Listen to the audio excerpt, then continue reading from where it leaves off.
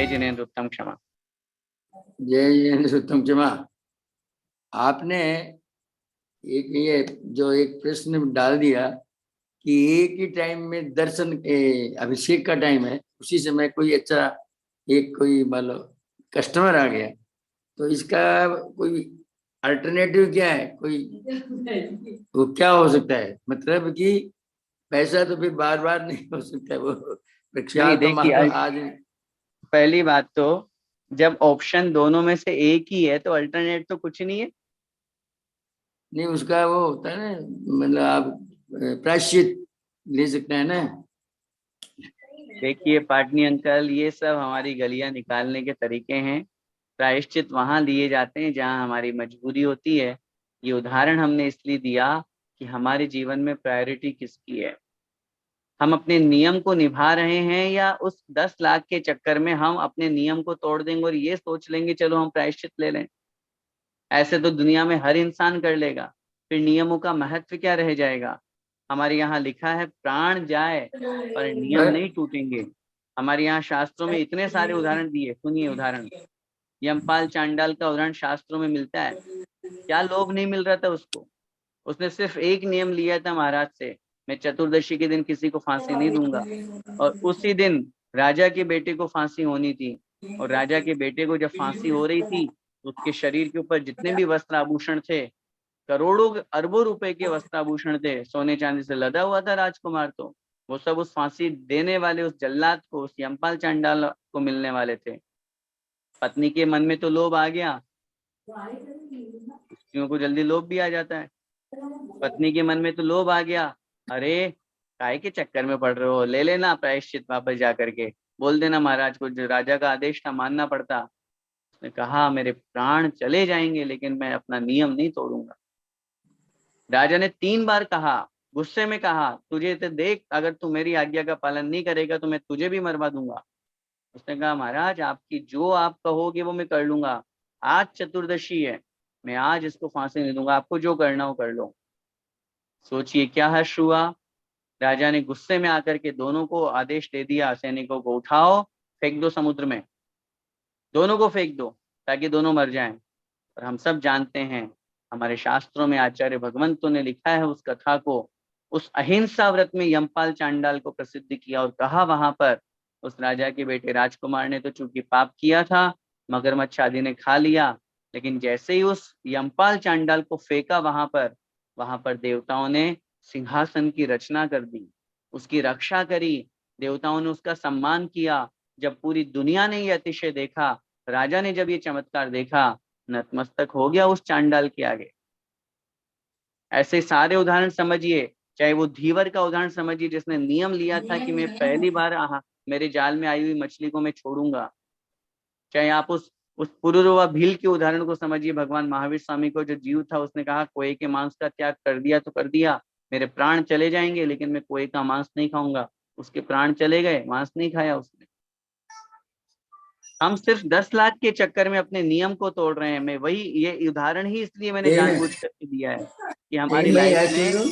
धन महत्वपूर्ण है या धर्म महत्वपूर्ण है। उस जगह आप उनको स्पष्ट कहें, भैया देखो ये मेरा नियम है, ये मेरा पूजन का टाइम है।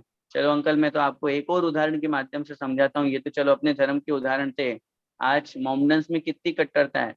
फ्राइडे हो, चाहे वो फ्लाइट में हो, चाहे एयरपोर्ट पे हो, चाहे बस स्टैंड पे हो, चाहे घर पे हो, चाहे दुकान पे हो, उनको जो जुम्मा अदा करना है, जो नमाज पढ़नी है, वो शर्म लाज है उनके कि मैं, और लोग देखेंगे मेरे लिए क्या सोचेंगे, मैं कहाँ पे नमाज पढ़ रहा हूँ, शुरू हो जाते हैं वो। कितने कट्टर है वो अपने धर्म में। हम क्यों नहीं अपने नियम में इतने कट्टर। हमारे कोई रिश्तेदार आ रहे हैं, हमारे कोई ब्याई जी आ रहे हैं, कोई सगे आ रहे हैं, अरे अरे आज तो चलो छुट्टी मंदिर की, आज तो इनके साथ बिताएंगे हम पल। क्यों? आप उनको कहिए हमारा आपका व्यवहार अपनी जगह है, लेकिन मेरे जो प्रतिदिन के नियम है उसमें कोई कॉम्प्रोमाइज नहीं होगा। इतनी दृढ़ता आएगी तब तो सम्यक दर्शन की बात करेंगे। इतनी दृढ़ता आएगी तो हमारे जीवन में धर्म होगा। और इतनी दृढ़ता आनी चाहिए, हमको कोशिश करनी चाहिए। आपने ठीक कहा। इसलिए अपन जूम पर डेली 7:30 बजे प्रचार दिखाते हैं। तो सभी जो कतार के हैं, जो गल्फ कंट्रीज के हैं, उन लोगों से मैं अपना जूम आईडी भेजूंगा। वो सुबह रोज नियम से प्रक्षाल अभिषेक देख सकते हैं। तो ये अभी हम उनको अपने अपने फोन पर भेज देंगे, व्हाट्सएप में कर देंगे। ये तो आपने कहा, ये तो जो गल्फ कंट्रीज हैं उनके लिए आपने कहा, उनकी मजबूरी है, वो वहां अभी व्यवस्था नहीं है, इसलिए वो अभी परोक्ष रूप से देख रहे हैं, ऑनलाइन देख रहे हैं।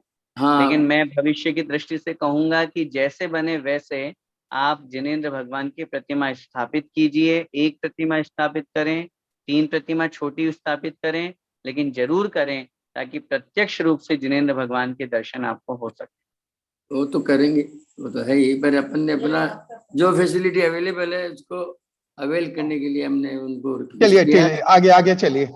विकास भैया। आओ, आओ। भैया जी, मेरा अपना वीर से कुछ एक क्वेश्चन पूछना चाह रहे हैं। पूछिए बेटा। जय जिनेंद्र पंडित जी, मेरे पास एक प्रश्न था कि आपने बोला हमारे पैर मंदिर जाने के लिए, आंखें जिन दर्शन देखने के लिए, तो फिर नाक किसके लिए? नाक, हमारी जो नाक है, हमारी जो नोज है, वो सुगंध और दुर्गंध दोनों में समता भाव रखने के लिए।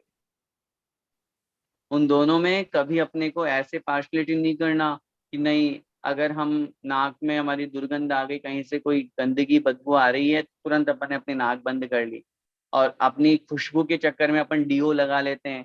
तो ये नाक इसलिए है कि जो डीओ है, सेंट है, ये किससे बनते हैं? जीवों को मार करके बनते हैं, जीव हिंसा से बनते हैं।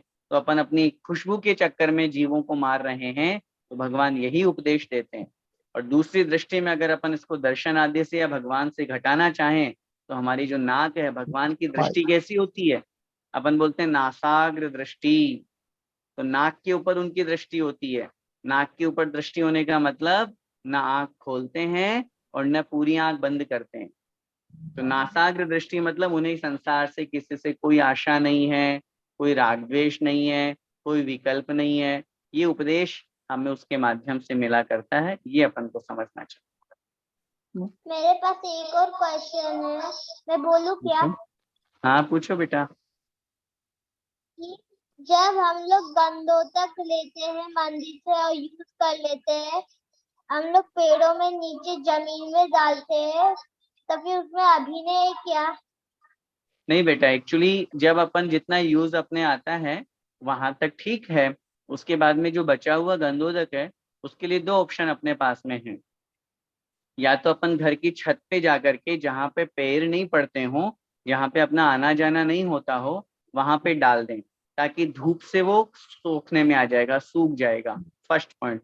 अगर वो ऑप्शन अपने पास में नहीं है, तो पेड़ पौधे जहाँ हैं, जहाँ क्यारी लगी हुई है, अपन चलते नहीं है, अपने पैर नहीं लगते हैं, ऐसे पेड़ पौधों में, गमलों में उस गंधोदक को डाल देना चाहिए, ताकि उसकी अभिनय नहीं हो।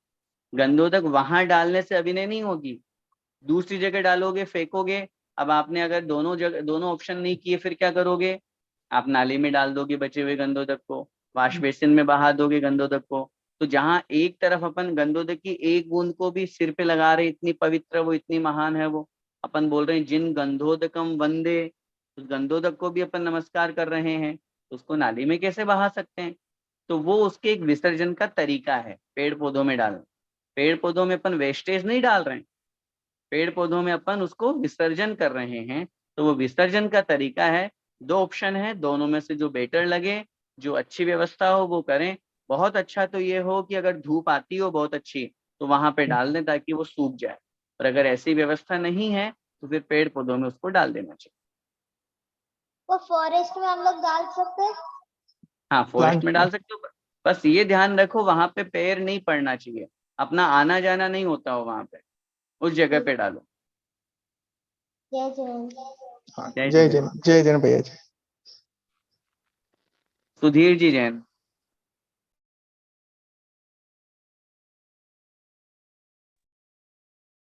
हाँ भैया जी, जय जिनेंद्र। हाँ जय जिनेंद्र सर। भैया जी, मेरा क्वेश्चन आज के सब्जेक्ट से रिलेटेड नहीं है। एक मेरे दिमाग में क्वेश्चन आया था कि वैदिक परंपरा में जैसे राम और कृष्ण जी का वर्णन है, जैन दर्शन में भी उनका वर्णन मिलता है। तो जो वैदिक परंपरा में जो ब्रह्मा विष्णु और महेश को वो का बहुत इम्पोर्टेंस है, तो वो क्या हमारे उसमें उसका कुछ वर्णन हमारे दर्शन में मिलता है क्या? अच्छा प्रश्न आपने किया। देखिए, सबसे पहली बात तो दो बातें समझना है।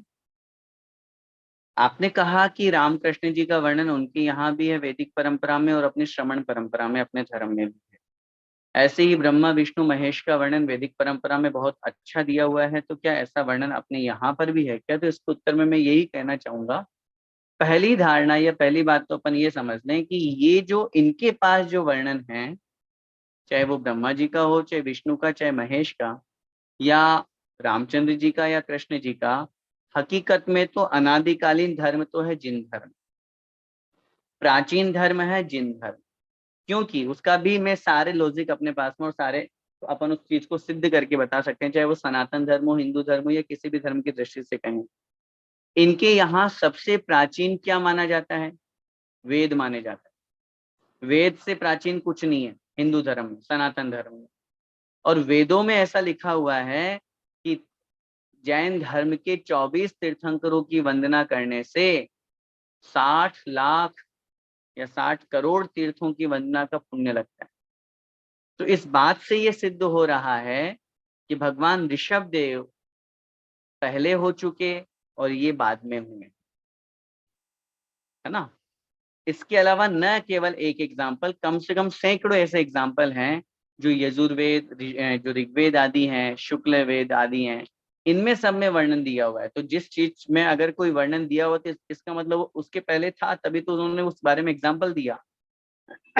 तो रामचंद्र जी और कृष्ण जी का जो अपने यहाँ वर्णन है, वही वर्णन इन्होंने अपने शास्त्र में लिखा। अब लेकिन सेम वर्णन लिखते तो फिर इनके शास्त्रों में और अपने शास्त्रों में अंतर क्या रह जाता? फिर इनके धर्म के फॉलोवर्स बोलते, बोले आपने तो जैनियों से ले लिया। तो इसलिए उन्होंने उस कहानी में कुछ फेरबदल कर दी और अपने मन के हिसाब से कुछ भी नई रचनाएं लिख करके और उसको बता दिया। रही बात ब्रह्मा विष्णु महेश की, तो ब्रह्मा विष्णु महेश का हमारे शास्त्रों में कोई वर्णन नहीं मिलता है। नाम जरूर आए हैं। आप जब भगवान के 1008 नाम पढ़ेंगे, जिन सहस्त्र नाम स्तोत्राचार्य जिनसेन स्वामी महाराज ने लिखा 9वीं शताब्दी में, तो उसमें भगवान के 1008 नाम है। उन 1008 नामों में ब्रह्मा भी है, विष्णु भी है, महेश भी है, मैं कह रहा हूँ गणेश भी है, शंकर भी है। अलग अलग शब्दों से भगवान की भक्ति की गई है और उन शब्दों का अर्थ निकाला गया है। ब्रह्मा, जो ब्रह्म माने आत्म स्वरूप में रहता हो वो ब्रह्मा। विष्णु, जो रक्षक हो, जो आत्म स्वरूप में रहने के साथ साथ संसार के सब जीवों का रक्षक हो, वो विष्णु कहलाता है। शंकर, शंकर, शम का मतलब होता है कल्याण, कर माने करने वाले, जो संसार के समस्त जीवों का कल्याण करने वाले हैं। शिव का मतलब होता है आनंद, ब्रह्म स्वरूप, मोक्ष रूप। तो हमारे यहाँ हर शब्द का अर्थ दिया हुआ है। इन्होंने उन शब्दों को लेकर के अपनी कपोल कल्पित रचना कर दी है। कपोल कल्पित का मतलब होता है मनगढ़ंत। अब आप उन्हीं के शास्त्रों में, वैदिक परंपरा में गणेश जी के बारे में आप पढ़ेंगे कि उनकी उत्पत्ति कैसे हुई, तो आपको बड़ा हास्यास्पद लगेगा कि यार ये सब ऐसे हवा में फेंक रहे हैं। ऐसे ऐसे कोई होता है क्या कि मैल से कोई बच्चा पैदा हो जाए, फिर वो मार दे, फिर उसकी गर्दन लगा दें, ये सब चीजें। जबकि अपने यहाँ गणेश शब्द आया है, गण ईश, जो पूरे संघ के स्वामी है, साधु संघ के, गणधर को गणेश कहा गया है। तो नाम सारे के सारे अपने ही हैं, लेकिन इन्होंने उनके सब चेंज कर दिए। इनके यूं समझिए कि इनका स्वरूप परिवर्तित कर दिया, अपने रूप में बना लिया, जिससे अपने मत की सिद्धि हो रही हो वो कार्य इन्होंने कर लिया। इस कारण से अपने शास्त्रों में ब्रह्मा आदि का वर्णन विशेष रूप से नहीं मिलता है। बाकी इसके अलावा सब वर्णन अपने यहाँ से मिलता है। और मैं तो कहूँगा, आप कभी इस विषय में आपको इंटरेस्ट हो तो बहुत सारी ऐसी पुस्तकें हैं जिनको आपको पढ़ करके और आपको संसार की और इस सनातन धर्म की हकीकत भी आपको पता चल सकती। धन्यवाद जी। जय जिनेंद्र। जय जिनेंद्र। राकेश जी संघवी।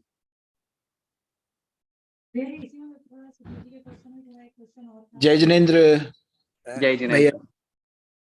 मेरा सवाल एक्चुअली वो आपसे ये है कि अभी कतार में हमारे पास प्रतिष्ठित प्रतिमा जी तो नहीं है, तो हम अप्रतिष्ठित वो हैं, आकृति हैं, उनकी ही मतलब भजन कीर्तन करते हैं और जैसे प्रार्थना करते हैं उनके सामने, तो उसमें दोष है क्या? देखिए राकेश जी, बहुत स्पष्ट अगर मैं आपसे कहूं तो उत्तर तो यही मिलेगा कि दोष नहीं, महान दोष है।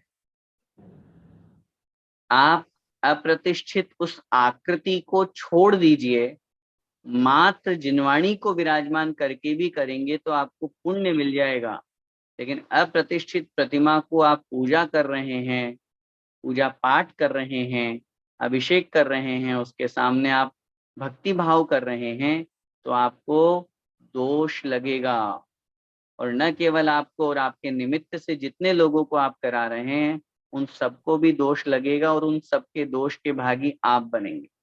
पहली बात, ये बात बहुत स्पष्ट रूप से आपको मैं निवेदन करना चाहूंगा, क्योंकि ये बात आप भी समझते हैं कि मैं किसी भी पक्ष व्यामोह में आकर के कोई उत्तर नहीं देता हूँ। जो आगम का उत्तर है, जो स्पष्ट उत्तर है, उस उत्तर से अगर कोई नाराज हो तो हो, मुझे उससे कोई फर्क नहीं पड़ता, लेकिन मेरा धर्म मुझसे नाराज नहीं होना चाहिए। मैं आपको खुश करने के लिए ये कह दूं, हाँ हाँ कोई दिक्कत नहीं, बढ़िया बात, आप इतना अच्छा काम कर रहे हो, कर लो। आप है दुनिया में ऐसे बहुत सारे पंडित जी, बहुत सारे विद्वान, और आपको जिसने स्थापित करने के लिए कहा होगा उन्होंने, आप अकेले मन से तो कर नहीं सकते, किसी न किसी ने आपको कहा भी होगा और उनके कहने पे आपने कर भी दिया होगा। लेकिन मैं बहुत स्पष्ट आपसे कहना चाहूंगा, और पूज्य गुरुदेव सुधा सागर महाराज जी कहते हैं, जितना जल्दी हो सके उस अप्रतिष्ठित उस आकृति को, मूर्ति को अपने घर से दूसरी जगह स्थापित कर दो, हटा दो वहां से। तो जो घर की नेगेटिव एनर्जी है वो आपकी तुरंत दूर हो जाएगी। मुझे नहीं पता था कि पहले आपने जब व्हाट्सएप पे मुझसे चर्चा की थी तो इस तरह की प्रतिमा की आप चर्चा कर रहे हैं, नहीं तो मैं आपका वही समाधान कर देता। लेकिन जी जी आज जी। आपने खुल के सामने बात रखी है, इसलिए मैं आपसे कह रहा हूँ। दूसरी बात मैं आपसे इसके संबंध में सॉल्यूशन में ये कहूंगा कि दिक्कत कहाँ आ रही है प्रतिष्ठित ले जाने में। जब आप अप्रतिष्ठित को स्थापित वहां कर सकते हैं, लेकर के गए हैं, तो एक छोटी सी प्रतिमा को आचार्य भगवंत से, गुरुओं से, कहीं पे भी चतुर्मास में, पंच कल्याणक में, चतुर्मास से पंच कल्याणक में स्थापित करा करके ले जाइए और फिर उसको ठाठ से विराजमान कीजिए। और फिर उसके बाद में आप अपने घर की और अपने पूरे परिवार की और जितने लोग वहां दर्शन करने आ रहे हैं उनकी ग्रोथ देख लेना, उनका एनर्जी लेवल चेक कर लेना। आज की स्थिति में का एनर्जी लेवल और प्रतिष्ठित प्रतिमा का एनर्जी लेवल, रात दिन का अंतर है, रात दिन का अंतर है। तो मेरा आपसे यही निवेदन है, आप जितना जल्दी हो सके उस आकृति को, फोटो है कि पूरे रूप बना हुआ है, पूरी प्रतिमा जी है, मतलब प्रतिमा के रूप में, प्रतिमा ही है, प्रतिमा ही है, प्रतिमा लेकिन बिल्कुल नहीं, प्रतिष्ठित नहीं है। किंचित मात्र भी अलाउ नहीं है। पूज्य गुरुदेव तो कहते हैं, बहुत बार अपने को ये धातु की जब कोई गिफ्ट मिलती है, उस गिफ्ट में भी कोई मूर्ति बनी हुई होती है, कोई धातु आदि के ये शो टाइप के जो होते हैं ना, शो जी की इस टाइप की भी प्रतिमाएं आदि बन जाती है, वही रखने के लिए मना करते हैं। तो इस टाइप की प्रतिमा तो बिल्कुल नहीं रखना। उसका कारण है सबसे बड़ा, मैं आपसे निवेदन करूं, ऐसा नहीं कह रहा, उसका कारण सबसे बड़ा ये है कि एक तो ये कहा गया है कि अगर आप अप्रतिष्ठित प्रतिमा की पूजा करेंगे तो वो तो पत्थर है, फिर तो पत्थर में और भगवान में क्या अंतर रहा।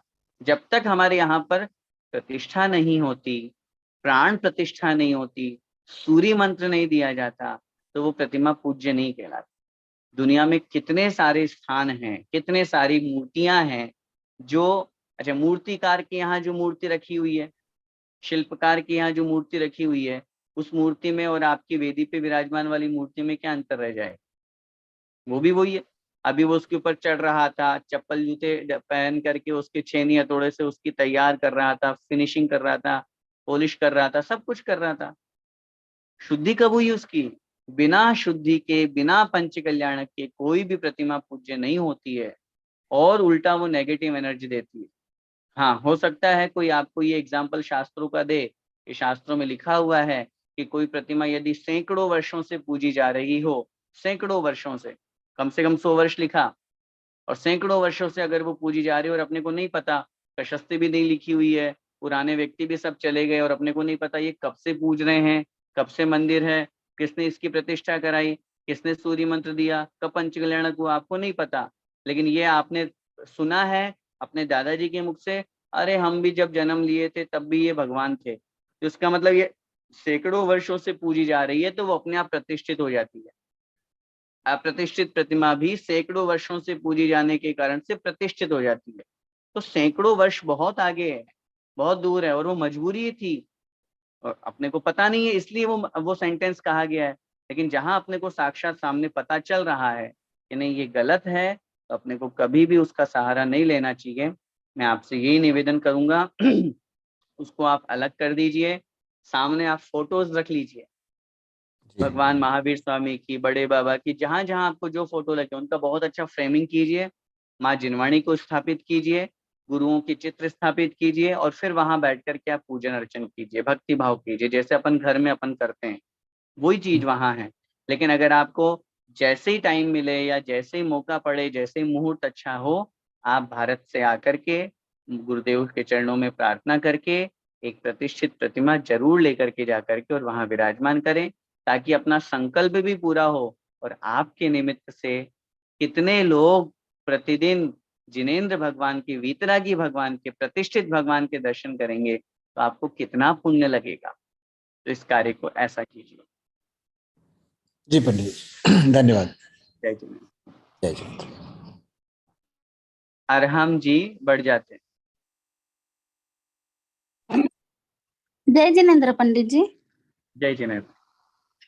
पंडित जी, मेरा एक सवाल था कि घर में यंत्र जी रखना चाहिए या नहीं, और अगर रखे तो मीन्स उसको कैसे पूजे? देखिए, समझ गया आपके प्रश्न को। पहली बात तो अपन को ये समझना है कि घर में यंत्र जी, जैसे अभी मंदिर जी की बात की गई है, जहाँ पे मजबूरी हो, जहाँ स्थान नहीं हो, तो घर में एक अलग से स्थान निकाल करके कमरे में अपन विदेशों की स्थिति में अपने को भगवान की प्रतिमा स्थापित कर लेते। वहां पर भी अपने को शुद्धि का पूरा ध्यान रखना चाहिए, ताकि अपन वहां अड़े भिड़े नहीं, दूर हों। रही बात यंत्र जी स्थापित करने की, अगर भगवान की तरह ही उनका एक अलग स्थान बनाते हैं, उनकी पूजन अर्चन करते हैं, उनका अभिषेक करते हैं, उनकी शुद्धि का पूरा ध्यान रखते हैं, तब तो आप यंत्र जी विराजमान कर सकते हैं। लेकिन जहाँ आप घर में रह रहे हैं, बेडरूम है या उसके बगल में भी आपने कोई देव स्थान, भगवान का स्थान बना रखा है, और वहां पे आपने अन्य फोटोज के साथ में उनको भी स्थापित कर दिया, बस दिया बाती कर देते हैं, तो फिर आपकी वो शुद्धि नहीं बन पाएगी, और शुद्धि नहीं बन पाने के कारण से यंत्र जी की और अवमानना होती है। सेकंड पॉइंट ये है कि यंत्र जी कौन सा है वो डिपेंड करता है। ये जो जितनी भी बात मैंने अभी आपसे कही, ये हमारे आगम के अनुसार जिन यंत्रों में पंच परमेष्ठी, नव देवता, रत्नत्रय, इन सब का वर्णन हो, विनायक यंत्र, सिद्ध यंत्र ये हो, तो इन अपेक्षा से मैंने आपको शुद्धि की बात कही। इसके अलावा व्यापार वृद्धि यंत्र है, या लक्ष्मीदायक यंत्र है, या और भी जितने भी विजय यंत्र हैं, आपके बहुत सारे संसार के निमित्त के भूत जो यंत्र होते हैं, उनको अपने को नहीं रखना चाहिए। वो और नेगेटिविटी देते हैं, क्योंकि वो प्रतिष्ठित नहीं होते हैं। ये जितने भी यंत्र मैंने आपको कहे, चाहे आपका विनायक यंत्र, सिद्धि यंत्र, ये पंचकल्याणक में शुद्धि होती है इनकी। मंदिर की वेदी पे जब अपन यंत्र को देखते हैं तो ये ऐसे ही नहीं रख देता कोई भी जाकर के। जब पंचकल्याणक होते हैं तो हवन के दिन इनकी शुद्धि होती है बाकायदा, और फिर ये वेदी पे स्थापित होते हैं। तो ऐसे यंत्र जी को आप अगर रखना चाहते हैं, तो आप बहुत अच्छा स्थान बना करके, जैसे डीएसओ में अलग स्थान बना हुआ है, अजमान में अलग स्थान बना हुआ है, और उसमें बिल्कुल वो सेपरेट है, तो ऐसा एक रूम अगर आपका सेपरेट बन जाता है तो आप विराजमान कर सकते हैं। आप कहाँ से बोल रहे हैं? मैं इधर ही दुबई से बात कर रही हूँ। अच्छा, ओके, ठीक है। पंडित जी, मेरे ससुराल में ऋषि मंडल यंत्र है, पर वो मीन्स उसका अभिषेक वगैरह करते हैं, पर शुद्धता इतना नहीं होता है। मीन्स सौले में होना चाहिए या कैसे? वो तो अभिषेक है तो सोले में ही होना चाहिए। अगर सोले में नहीं हो रहा है तो इसका मतलब गलत है। और मैंने आपको फिर कहा, ऋषि मंडल यंत्र या और कोई भी यंत्र है, ये अपने प्रतिष्ठित नहीं है। देखो, जो अभी राकेश जी को मैंने जवाब दिया, प्रतिष्ठित नहीं है तो नहीं रखना, प्रतिष्ठित है तो उतनी शुद्धि पूर्वक रखना। अब आप शुद्धि भी नहीं रख पा रहे हैं, प्रतिष्ठित भी नहीं है, तो और नेगेटिविटी होती है। ऐसी चीजों को अपने को जल में विसर्जित कर देना चाहिए, ताकि घर की नेगेटिविटी दूर हो।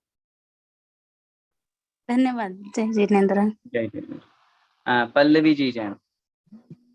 जय जिनेन्द्र भैया जी। जय जिनेन्द्र।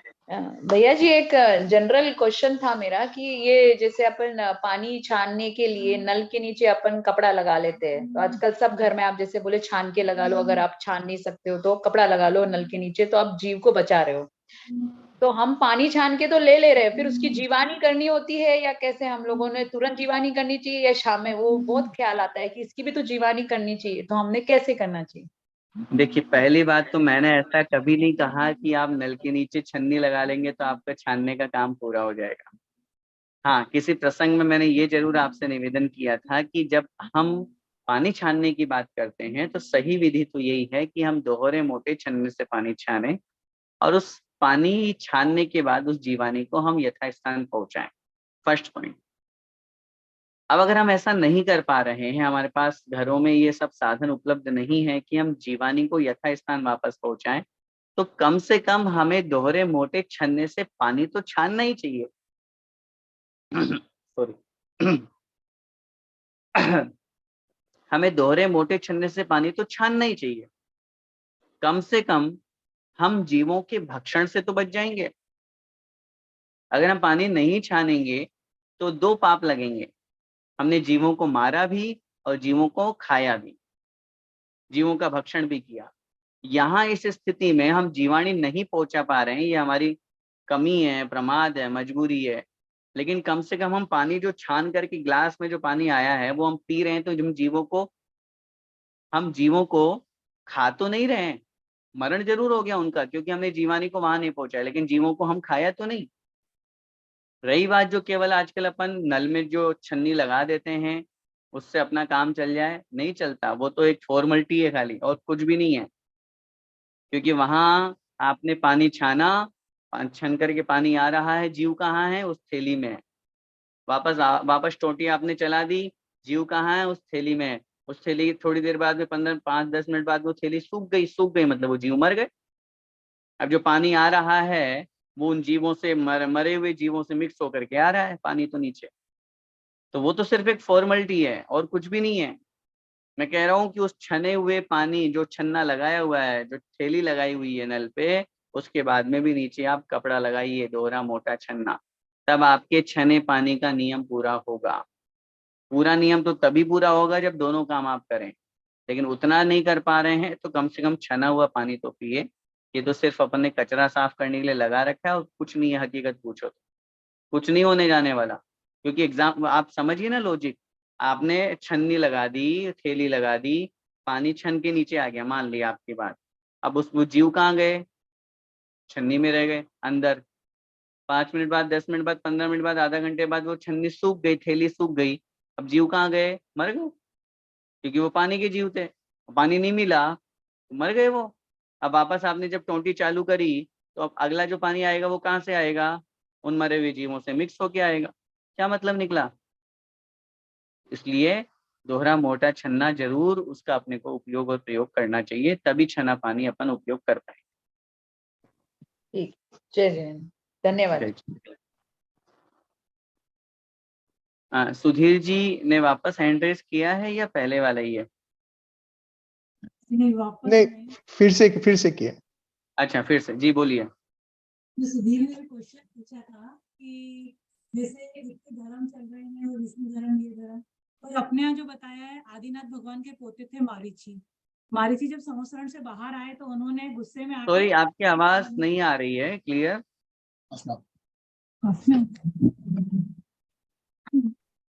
अभी आ रही है? हाँ, अभी आ रही है। तो ये जो धर्म चल रहे हैं, दूसरे धर्म जो कहते हैं ना, सनातन धर्म, ये धर्म वो धर्म, तो अपने आदिनाथ भगवान जी के संवत्सरण में जो उनके पोते थे मारीची, वो जब गुस्से में बाहर उठ के आए और उन्होंने इतने सारे धर्मों का प्रवर्तन किया, बाद में वो भले महावीर स्वामी बने अपने, लेकिन कहते हैं तभी से सारे धर्म चल रहे हैं कि उसके पहले भी थे और दूसरे धर्म? उसके पहले सिर्फ जैन धर्म था। जी बिल्कुल, आपने सही प्रश्न किया और उत्तर भी आपने ही दे दिया। बस आपको जो कंफ्यूजन है उसको आप इतना सा दूर कीजिए कि हकीकत यही है कि तभी से 363 मत रूप में स्थापना हुई। पहले ये मत का मतलब ओनली फॉर व्यू, दृष्टिकोण।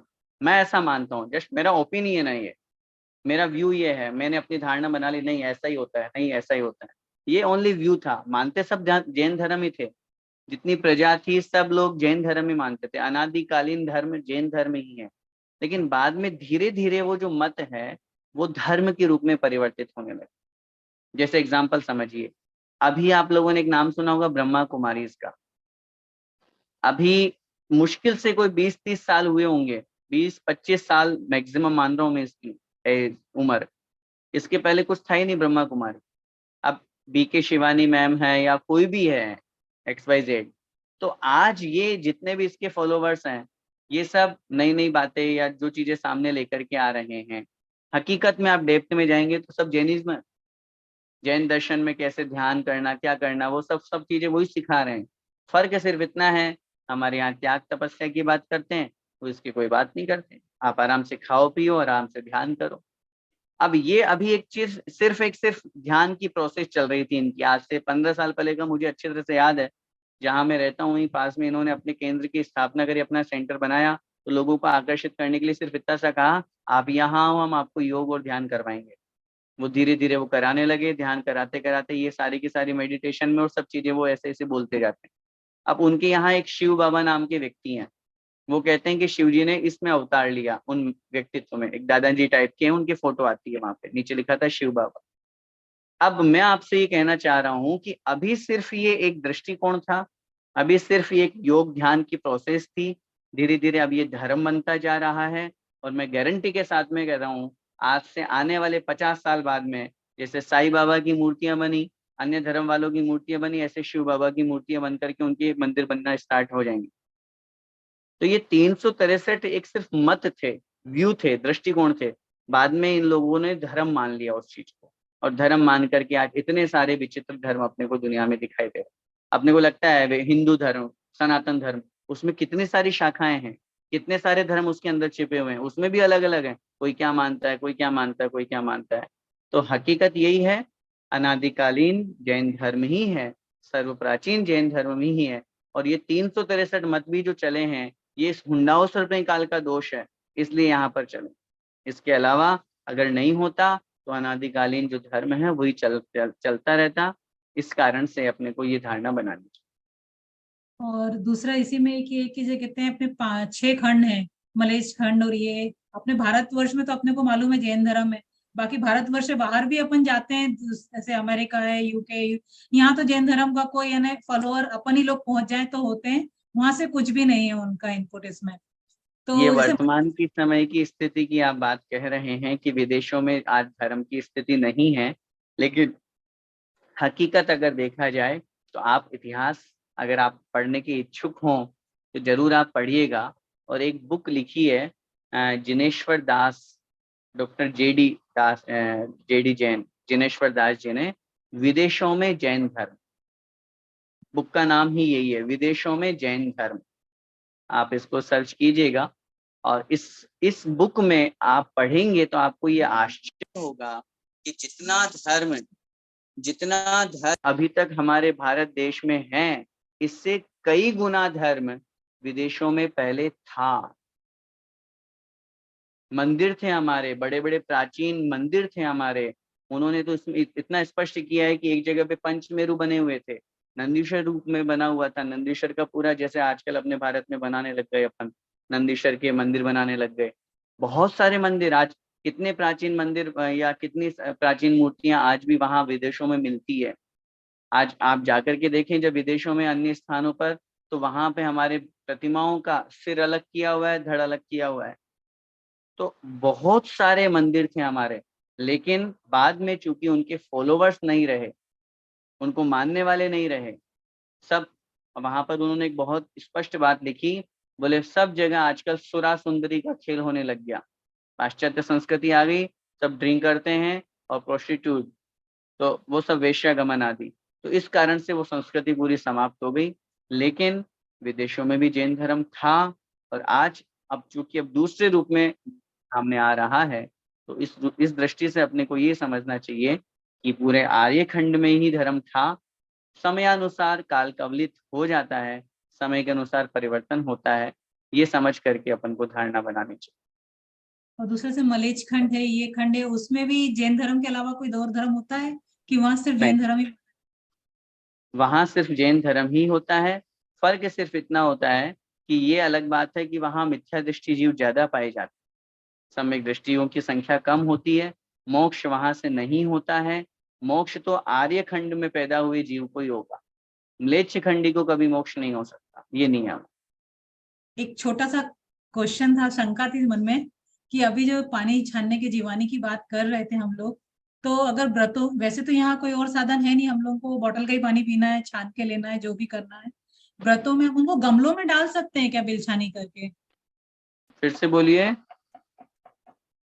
पानी जो हम लोग यहाँ पे बॉटलों का पी रहे हैं, हम हाँ जी। उसको छान के भी ले रहे हैं, दोहरे छन्ने से छान के ले लेते हैं, पर बिलछानी हमारा वही सिंक में ही जाता है, तो उसको अपन सिंक में डालने की जगह अगर हम गमलों में डालें तो चलेगा क्या?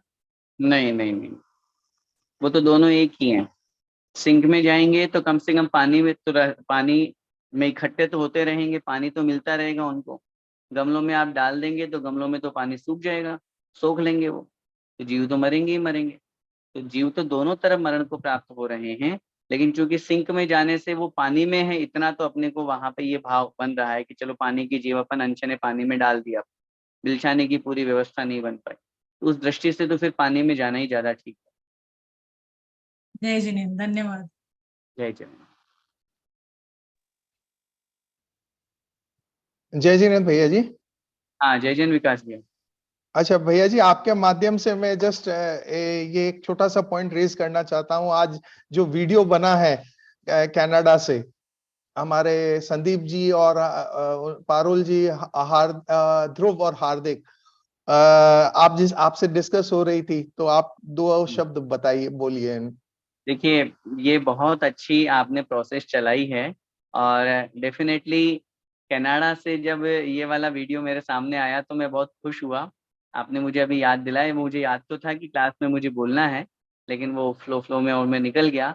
और जब उनके मुंह से, उनकी श्रीमती जी के मुख से जब मैंने ये दर्शन पाठ के शब्द सुने, तो मैं बहुत गदगद हुआ, और ये भाव मन में मेरे यही आए कि देखिए कितना भाव है। इतनी दूर रहते हुए भी जिन्होंने संस्कृत कभी नहीं पढ़ी, जिन्होंने इस तरह का कभी पढ़ाई नहीं करी है, उनके मुख से जब इस तरह के शब्द सुनता हूँ तो लगता है कि जैन धर्म पंचम काल के अंत तक रहेगा। ऐसे युवा लोग या ऐसे लोग जब हमारे बीच में आकर के धर्म पढ़ते हैं और लोगों को प्रेरित करते हैं कि दर्शन पाठ में देखो कितनी अच्छी भावना भाई है, भगवान के दर्शन का कितना बड़ा महत्व है, इस कक्षा का कितना बड़ा महत्व है, तो निश्चित रूप से वो सब बहुत बहुत धन्यवाद के, साधुवाद के पात्र हैं। मैं संदीप जी और उनकी पूरी फैमिली को बहुत बहुत बधाई और शुभकामनाएं देता हूँ।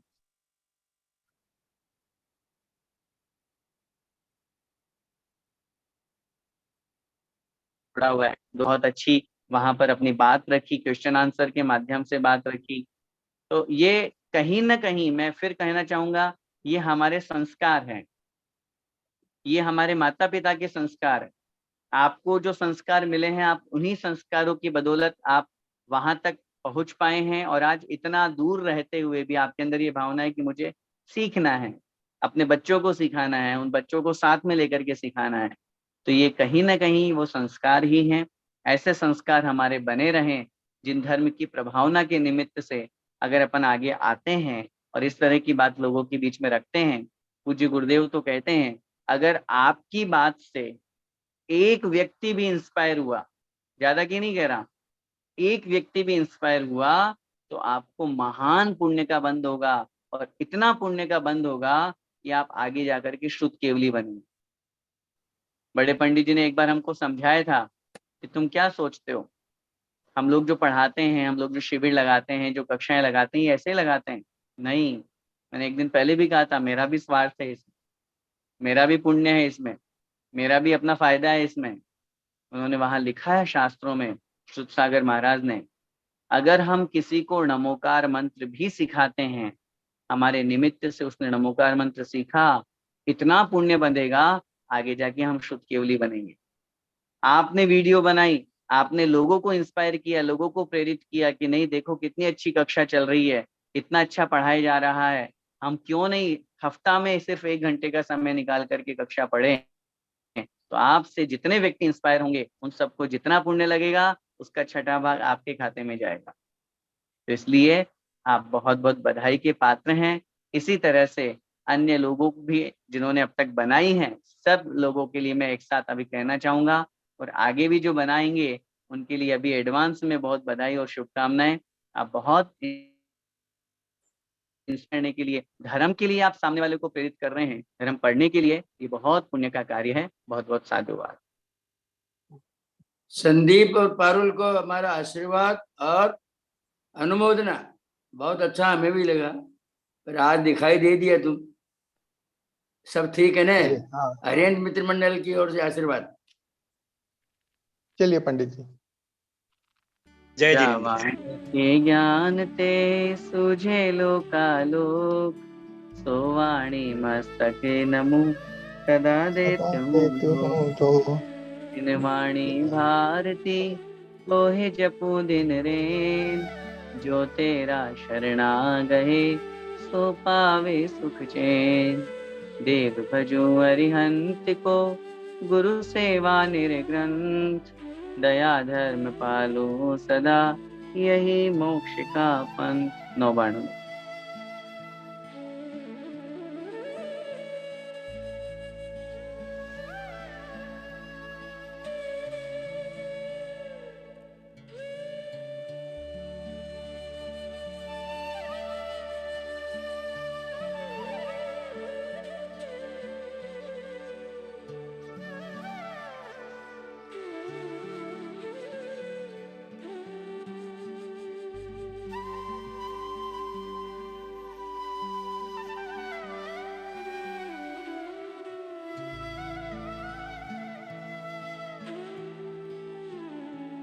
बोले द्वादशांग जिनवाणी माता की जय। जय जय आचार्य भगवान श्री विद्यासागर जी महामुनिराज की जय। परम पूज्य गुरुदेव निर्यापक श्रवण मुनि पुंगव श्री सुधा सागर जी महाराज की जय। भाई दीपक समस्त महामुनिराजों की जय। को जय जिने जय उत्तम क्षमा।